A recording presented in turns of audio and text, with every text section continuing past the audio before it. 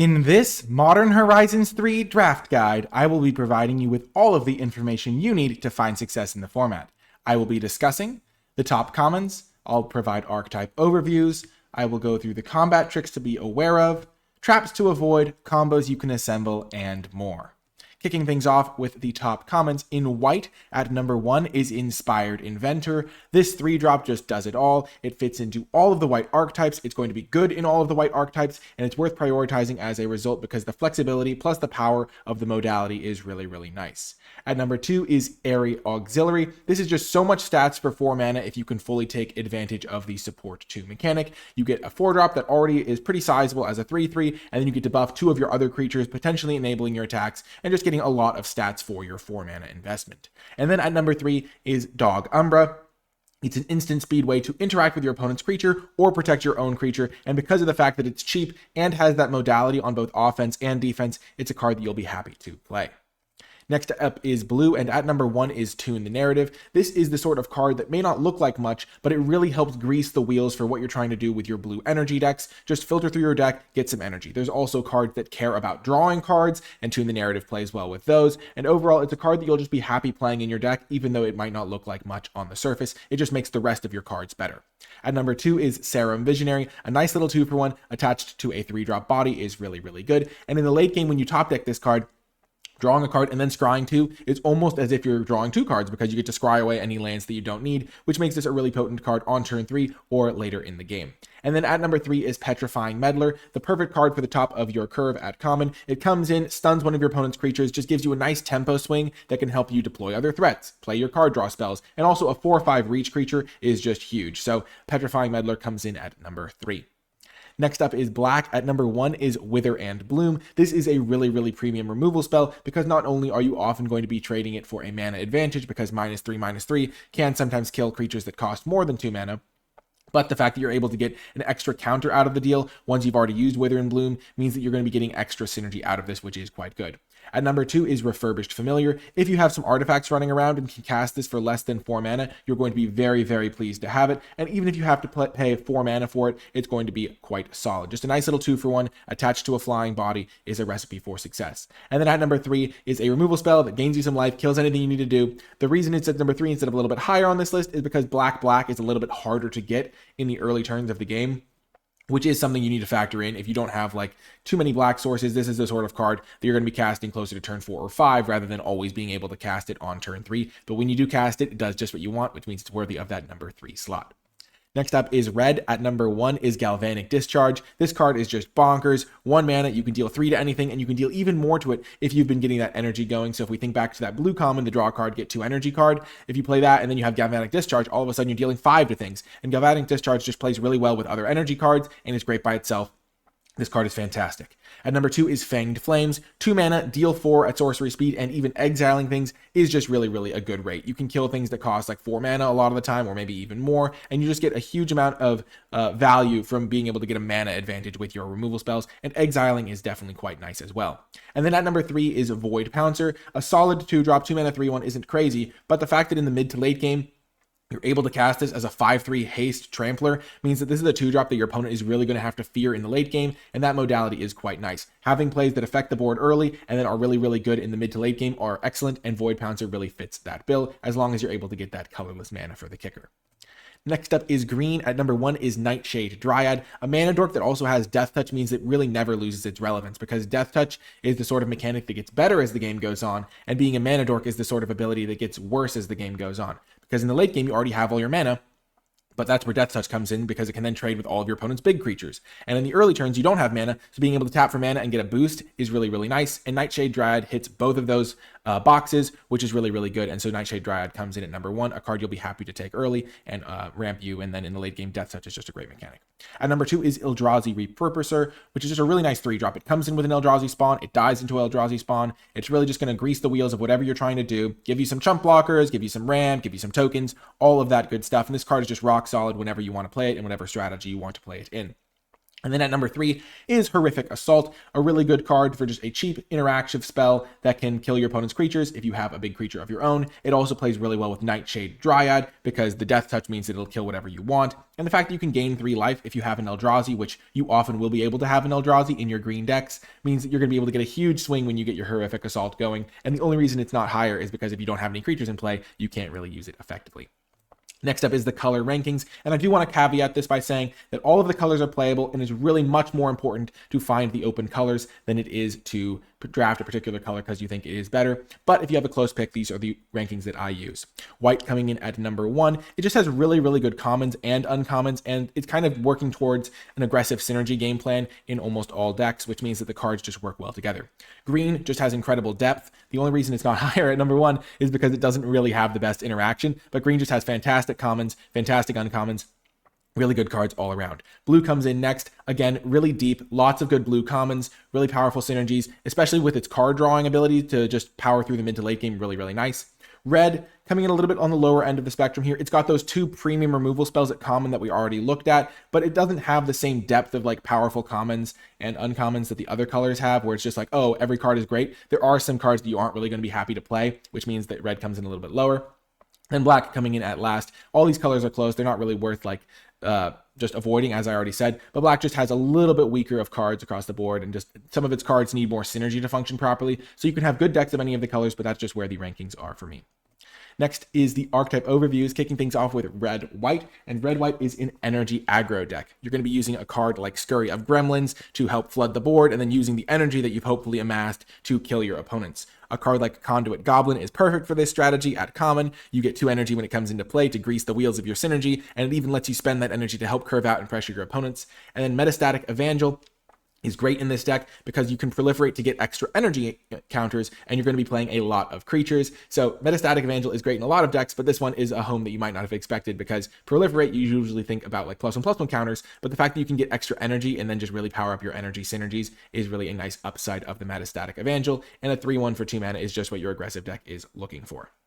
Next up is blue-black, which is card draw control. You gain access to Horrid Shadow Spinner, which is a great card in this strategy. When it attacks, you get to draw 2 cards, or if it buffed its power, draw even more cards. It's a lifelinker, which means that you're able to attack with it without worrying about like taking damage on the crackback, and it also just fuels your synergies. Synergy pieces such as Emrakul's Messenger, which is absolutely fantastic. When you draw your second card in a turn, you create an Eldrazi spawn token. It's worth noting that this card and a lot of these cards are triggering based on drawing your cards in a turn. So if you have some way to draw an extra card on your turn and draw cards on your opponent's turn, you can sometimes double trigger these cards. It's also worth remembering that any card that cares about drawing 3 cards will include your draw step. So on your turn, with Emrakul's Messenger, you just have to draw 1 extra card to get that Eldrazi spawn token, which is really nice upside. And then the card Sneaky Snacker is another card you gain access to. When you draw your 3rd card in a turn, you can return it from a graveyard to the battlefield tapped, which is just really nice upside on a 2-powered flyer. So you're going to be able to trade it off and then maybe get it back once you're drawing some extra cards, which is really nice because usually the downside of drawing cards is you're not affecting the board state. But if you're affecting the board state while drawing cards, that's a potent recipe. Next up, we have green-white, which is a deck that cares about modified. And modified means a +1/+1 counter or a counter of some kind, equipments, and auras being attached to your creatures. So Golden Tail Trainer is the perfect card for this deck. It makes your auras and equipments cost less, and it costs even less than less if you have that buffed Golden Tail Trainer with an aura and equipment to +1/+1 counter. And then when it attacks, you get to buff your other modified creatures based on Golden Tail Trainer's power. So if you can buff up Golden Tail Trainer, buff up some of your other creatures, you're going to have a potent combination, and that's what this deck is trying to do. Hydra Trainer is excellent in this strategy because if you have a lot of +1/+1 counters running around on your creatures, you can exert Hydra Trainer to swing in for huge damage. And then Faithful Watchdog is excellent in this deck. It's especially good combo with Hydra Trainer, but it's a 2-mana 3/3, but it comes with 3 +1/+1 counters on it. It even has Vigilance, and the 3 +1/+1 counters mean that you're just going to have a nice modified 2-drop that beats down really, really hard because a 2-mana 3/3 hits like a truck in the early turns. So get those modified creatures and then get your engines rumbling and hit your opponents for lots of damage. Next up is blue-red, which is an energy deck. So that means you're going to be trying to get energy counters and then use those energy counters for extra synergies and to buff the power level of your cards. Is it Generatorium is a uncommon for this deck that is really, really nice because you're going to get an extra energy every time you would get an energy. And then if you are able to use that energy in big bursts, spending a ton of energy all at once, you get to draw cards, which helps you draw into more energy generation. And overall, it's just a really nice synergy piece. Cyclops Superconductor is another really good card for this deck. 3 mana for a 2/2 prowess is already a decent rate, but the fact that it comes into play and gets you some energy, 3 energy is quite a significant amount, and then when it dies, you can have it deal damage to equal to its power to any target, which means that if you have buffed it up thanks to prowess, you can take out something bigger, or you can just like let it die and not spend the energy and just use the energy for other things. Reiterating Bolt is a really nice uncommon for this strategy because if you have a bunch of energy lying around, you could just spend 2 mana and maybe just kill 3 of your opponent's creatures or something like that if you have 6 extra energy or things like that. And it's also just great on its own as a 2 mana deal 3. So these are just the sorts of things you should be looking for in blue-red energy. Get those energy generations and then ways to spend energy in big bursts potentially, and that's kind of what you're going to be looking to do. Next up is Black-Green, which is a deck that cares about modified once again, but this one leans a little bit more heavily towards the +1/+1 counters side of things. Cursed Wombat is fantastic as a way to get extra +1/+1 counters on your creatures whenever you are already getting +1/+1 counters on them, and it can also just adapt itself and grow into a huge threat. Expanding Ooze is absolutely fantastic because not only is it a 3-drop that can then grow and become a growing threat on its own just by adapting and then attacking and buffing itself, which is just really, really powerful self-contained synergy, but you can also use it to put counters on your other creatures, which may have abilities that care about having counters put on them or things like that, or just to grow other creatures that maybe are smaller and couldn't have attacked without the extra counter. So Expanding Ooze is great for that. And then Fangs of Colonia is a really cool finisher for this deck because if you get to 6 mana to overload it, then you get to put a +1/+1 counter on all of your creatures, and then you double the number of +1/+1 counters on each creature that had a counter put on it this way. But the real thing about that is if the creature already had counters on it, it doesn't just double the 1 counter, it doubles all of the counters it already had. So if you have something like Expanding Ooze or Cursed Wombat already in play, Fangs of Colonia can really go off.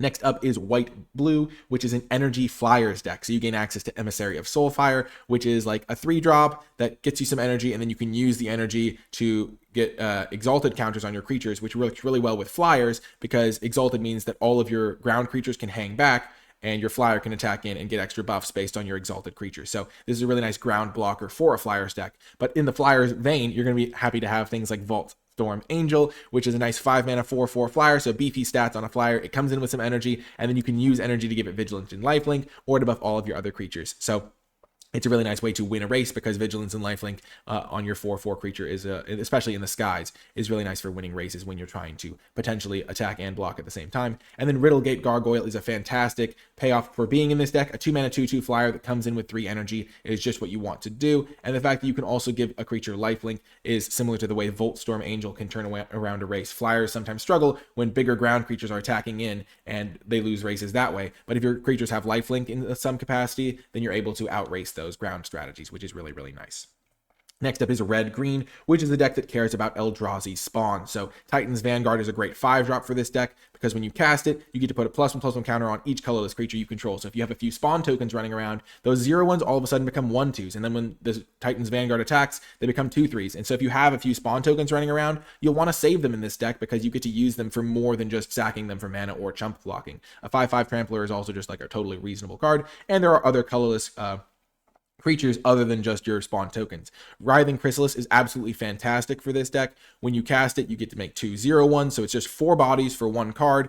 And then whenever you sacrifice an Eldrazi, so those Spawn tokens, you get to put a counter onto your Writhing Chrysalis. So you can either have this as like a 4 mana 4/5, a 4 mana 3/4 plus a 1/1, and you can also just power out huge plays ahead of schedule by just playing your 4-drop. Next turn, you have access to 7 mana, which is just absolutely fantastic. Writhing Chrysalis is excellent in this deck and also curves perfectly with Titan's Vanguard because if you play your 4 mana 2/3, that makes 2 0/1s. The next turn you play Titan's Vanguard, you're getting at least 3 counters onto your creatures, which is excellent. And then Propagator Drone is another really good card for this deck. Giving your creature tokens evolve means that whenever something with greater power or toughness than the token comes into play, then the creature gets to have a +1/+1 counter on it. And since Eldrazi Spawn tokens are 0/1s, that means that if you have a few spawns lying around, whenever you play a creature that has any power, those spawns will get a +1/+1 counter, and turning a bunch of 0/1s into 1/2s really makes them into like real cards, and they can continue growing from there. And in the late game, you can even make extra spawns. So Propagator Drone is excellent in this strategy. Next up, we have white-black, which is another deck that cares about modified and kind of a more modified death triggers kind of deck. So you might have noticed we've already talked about green-white, which cares about modified, green-black, which cares about modified, and now white-black that cares about modified. This kind of overlap is really nice because it means that your cards are going to be able to fit into multiple archetypes when you do draft them. On Do Not Master is fantastic for this deck because it lets you modify 2 creatures by distributing 2+1/+1 counters among your creatures. You can also just put those 2 counters onto 1 creature, and then once you play the creature part of it, when your modified creatures die, your On Do Not Master, which has lifelink, is going to get some extra counters and grow.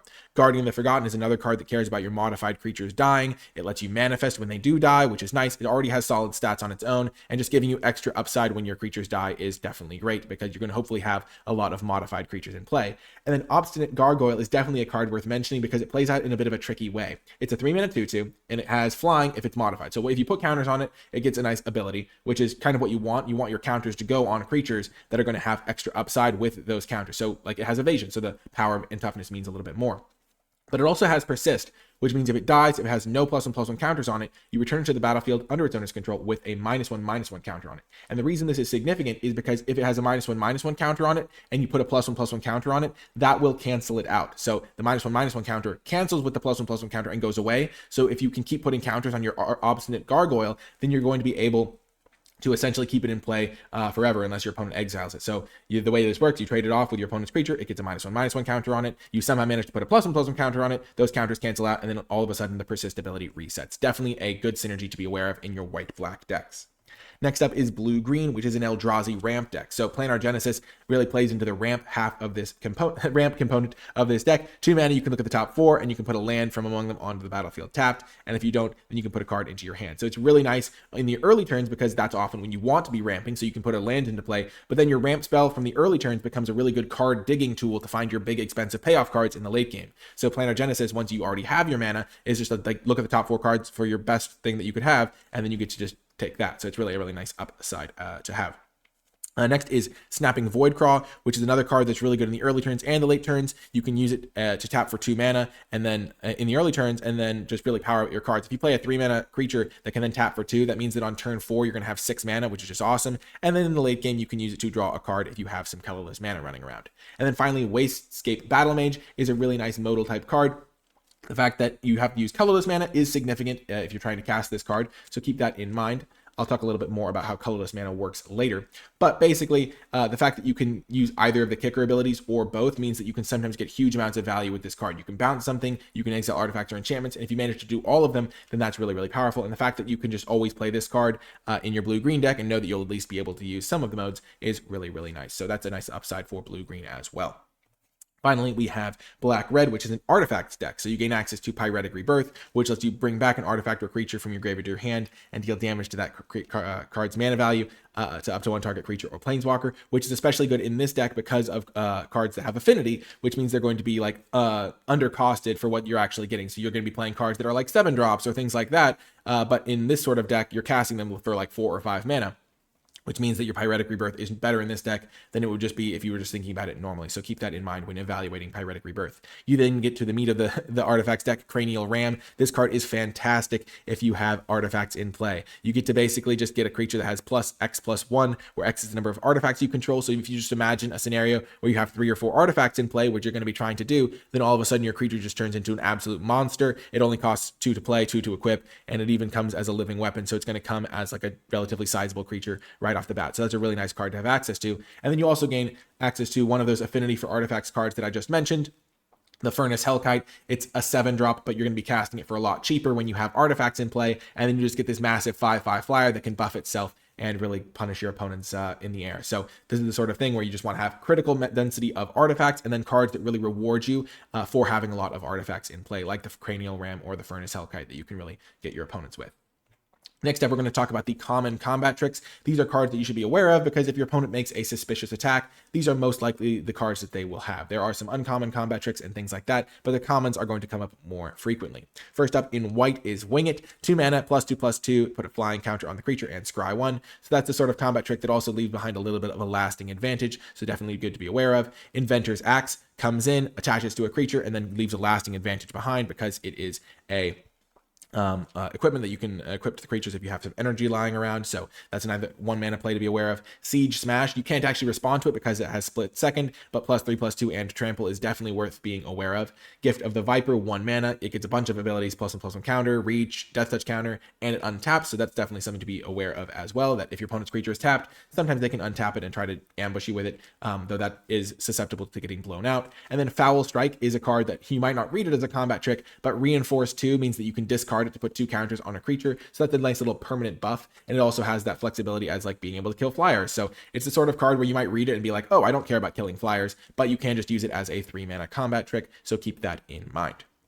Next up are some trap cards to avoid, and these cards aren't always unplayable, but they are the sorts of cards that are much worse than they look, and I wanted to discuss them briefly to go over why. Corrupted Shapeshifter is a 4-drop that has the ability to be your choice of any number of like different stat lines pretty much.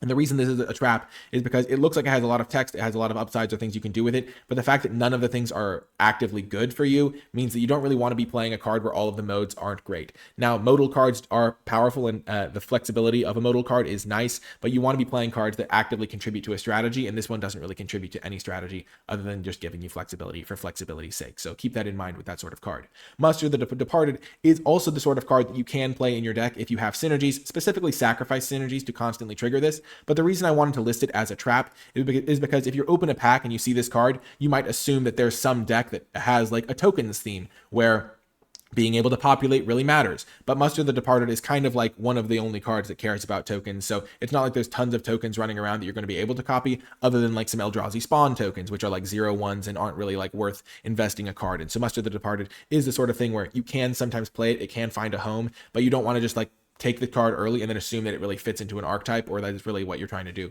because as we've already covered with the archetypes, there isn't really a token deck. And then finally, Drawsclaw is another trap, because if you look at this card, it has a lot of text, it's got the ability to equip around and do all these sorts of aggressive things, and it's an artifact and all these sorts of things, but at its baseline, it's a 2-mana 1/1, and that's really, really inefficient for this sort of format, where you can see some of the creatures we've been looking at already are really, really sizable, and you get a lot of stats for your cards. So if you are going to put a card like Drawsclaw in your deck, make sure you're getting enough synergy to make it worth putting a 1/1 into your deck, because you need to be aware of the fact that your opponents are sometimes just going to play a massive creature that's like way bigger than you would face in a normal set, in this Modern Horizons set, way earlier in the game than you'd expect, and then your 2-mana 1/1 just loses you the game by being so small. So keep those sorts of things in mind with these traps. Next up are some combos you can assemble with just commons and uncommons. There's tons of powerful things going on in this format, so this is just scratching the surface, but this is to get the creative juices flowing for you. First up is Mindless Conscription plus Unfathomable Truths. Mindless Conscription is a 3-drop that when it enters the battlefield, you get to amass zombies 3, and whenever you draw your 3rd card each turn. Now, normally this is going to happen on your turn. You'll draw your card for turn, that gives you 1 of the cards, and then you cast like a couple of other card draw spells to maybe get to 3. Then you get to amass 3. But with Unfathomable Truths, you draw 3 cards at instant speed, which means that you might have an extra zombie coming in when your opponent doesn't expect it. Your zombie might be growing when your opponent doesn't expect it, and that's just a combo to be aware of. And it really works well with any of the cards that care about drawing multiple cards in a turn. Unfathomable Truths is the sort of thing that you can like play a copy of it, and it can contribute to your deck's strategy. Next is Evolution Witness plus Expanding Ooze. I mentioned with the Ooze that there are extra uses for those +1/+1 counters, and with Evolution Witness in play, once you've adapted the Witness so it has counters on it, your Expanding Ooze can attack, put an extra counter onto the Evolution Witness, and you get to return extra permanents from your graveyard to your hand, which is just a fantastic engine, and definitely something that you should be keeping your eye out for, is ways to use your +1/+1 counters for more than just stats, and Evolution Witness plus Expanding Ooze is the perfect example of that. Next up is Essence Reliquary plus Area Auxiliary, but Area Auxiliary is just a sit-in for any card where the Great enters the battlefield effect. So Essence Reliquary lets you tap to return another target permanent you control to your hand. And so if you have the ability to just bounce your Area Auxiliary and then play it again, you can just start getting that support 2 over and over and really grow your board state. There's plenty of cards with great enters the battlefield effects that you might want to do this with. So if you have a lot of ETB effects, keep Essence Reliquary in mind. And then finally we have Drownyard Lurker plus Victimize. It's the sort of combo where if there's a way to put a big creature into the graveyard for cheap, finding ways to get that creature back into play is really, really nice. Drownyard Lurker can cycle for 2 and a blue. There's also a version of the card that is 2 and a green to cycle. It's slightly different, but generally functionally the same thing. You get an Eldrazi Spawn token when you cycle it, and then Victimize lets you choose 2 creatures in your graveyard, sacrifice a creature, so conveniently that Eldrazi spawn that you're getting, and then you get to put the chosen cards onto the battlefield tapped. So if you cycle your Drownyard Lurker, maybe your 2-drop traded off, then all of a sudden you can victimize, sacrifice that Eldrazi spawn token, bring back the Drownyard Lurker into play, you get a 7/7 Vigilance, way ahead of schedule, and another creature as well, and that's just a really nice synergy to be aware of. So keep an eye out for combos in this set. Next up, we're going to talk about some mana fixing, and the main mana fixing you're getting at common in this set, in terms of relatively permanent mana fixing, not like the mana dork we looked at in green earlier, is these landscapes. There's one for each of the 3 color pairs, or 3 color wedges / shards. But the way these work is they can come into play, they can tap for colorless mana, or you can tap and sacrifice them to get one of the 3 basic lands. Or if you happen to have all 3 of the colors, you can cycle them in the ultra late game once you already have your 3 colors. So there's 10 of these. There's one for each of the 3 pairs. And they're really, really nice for fixing your mana and also providing colorless mana, which I do want to touch on briefly here. Colorless is like splashing. It's a different symbol. Cards like Eldrazi Ravager can't just be cast for 6 mana. You have to specifically have this colorless wingding, as it's often called. But Bounteous Landscape and the other lands like this are really nice for this deck, because when you're prioritizing taking these cards, then all of a sudden it's much easier to cast your things like Eldrazi Ravager or any other card that has that little wingding symbol in the corner. It's like an extra color of mana, so keep that in mind when you are drafting. You have to draft with these in mind, where you have a powerful card with the wingding symbol, the colorless symbol. You need to specifically draft these colorless lands and treat it as if you're splashing, where if you want to be able to cast an early card, you're going to have a lot of sources of colorless mana. It's also worth noting that Eldrazi spawns sacrifice for colorless mana, so that's worth noting as well as a potential extra way to get these colored sources. But if you do want to put these colorless cards in your deck, you are going to have to make some accommodations during the draft portion and make sure you can support them with your mana base. Moving on to some final tips, and the first one is that early plays are critical. Creatures are larger than normal, which is more punishing for slow starts. We've seen lots of big statted creatures. We've seen 2 mana 3/3 Vigilance in green-white. We've seen 2 mana 2/2 Flyer in blue-white. We've just seen lots of sizable creatures, and there are plenty more sizable creatures that I wasn't able to show in the course of this guide. And that means that if you are stumbling, if you aren't making plays early, you're going to get run over much faster than normal. So make sure you have those early removal spells, those early creatures that block and trade with opponents' creatures and things like that. There are definitely early plays you can make, and then you just need to make sure you prioritize them.